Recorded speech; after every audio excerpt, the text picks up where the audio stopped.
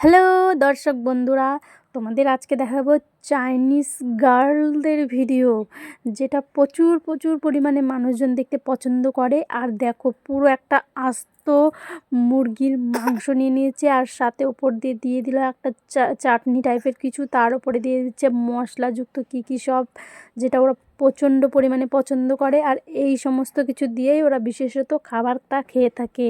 তো দেখো কিভাবে মাংসটার লেগটা ভেঙে তারপরে একদম গপ গপ করে মুখের মধ্যে দিয়ে দিল। এবার দেখবে পুরোটাই ফিনিশ করে দেবে এক নিমেষে। তোমরা ভাবতেই পারবে না যে এইভাবে মাংস খাওয়া যায় এত পরিমাণে।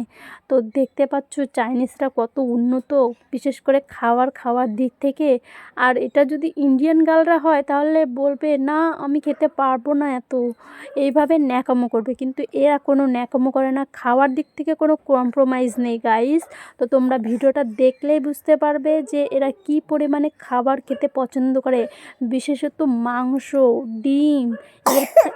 এদের যদি পুরো প্লেট ভরে কোনো কিছু দেওয়া হয় তাও ফিনিশ করে দেবে।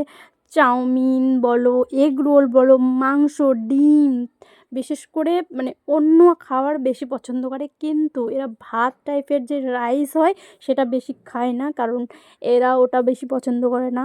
বিশেষ করে শাক সবজি বলো, কাঁচা বলো, পাকা বলো, যাই বলো না কেন, এরা সমস্ত কিছু পছন্দ করে।